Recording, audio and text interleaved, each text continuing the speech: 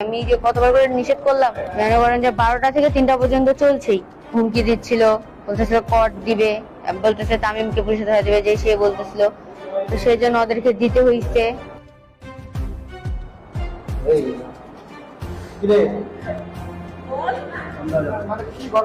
কালকে আমি মনে করেন যে ঘুরতে বের হয়েছিলাম আমার ফ্রেন্ডের সাথে। তো ওই হচ্ছে আমাকে ভুলভাল বুঝায় গোডাউনে নিয়ে গেছে। ওখানে নিয়ে যায় আমার উপরে মানে মানে আমাকে ধর্ষণ করা হয়েছে। ওরা 3জন মিলে আমাকে জোর জবরদস্তি করে ধর্ষণ করছে।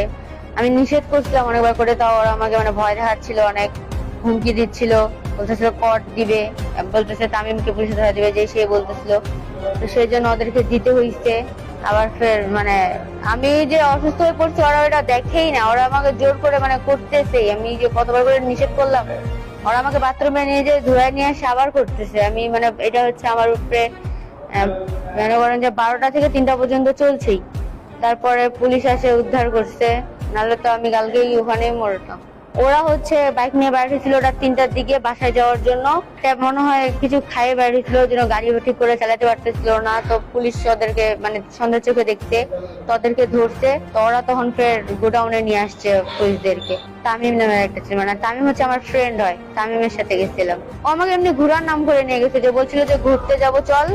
তো আমিও গেছি। তো পরে ওই আমাকে ওইখানে নিয়ে গেছে। এটা হচ্ছে রাত 11টার ঘটনা। না, আমি বিকালে বের হয়েছি। বিকালে বের হয়ে আমি মুন্সিহাটের ওদিকে গেছিলাম, তারপর ওর সাথে দেখা করছি। আমি ন্যায় বিচার চাই। আমার সাথে যে ন্যায় অন্যায়টা হয়েছে এটার আমি বিচার চাই, তাদের আমি ফাঁসি চাই।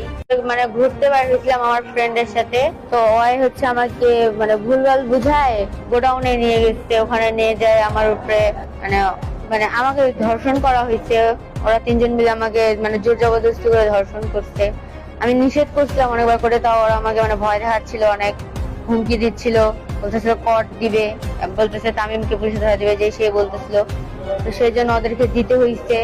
আবার ফের আমি যে অসুস্থ হয়ে পড়ছি ওরা ওটা দেখেই না, ওরা আমাকে জোর করে করতেছে। আমি যে কতবার করে নিষেধ করলাম, ওরা আমাকে বাথরুমে নিয়ে যে ধুয়ে নিয়ে আসে আবার করতেছে। আমি এটা হচ্ছে আমার উপরে মনে করেন যে 12টা থেকে 3টা পর্যন্ত চলছেই। তারপরে পুলিশ আসে উদ্ধার করছে, নাহলে তো আমি কালকেই ওখানেই মরতাম। ওরা হচ্ছে বাইক নিয়ে বাইরে ছিল, ওটা 3টার দিকে বাসায় যাওয়ার জন্য। মনে হয় কিছু খাইয়ে বাইরে ছিল, যেন গাড়ি। আমি যে কতবার করে নিষেধ করলাম, মনে করেন যে 12টা থেকে 3টা পর্যন্ত চলছেই। হুমকি দিচ্ছিল, বলতেছিল কট দিবে, বলতেছে তামিমকে পুলিশে ধরা দিবে, যে সে বলতেছিল। তো সেই জন্য ওদেরকে দিতে হইছে।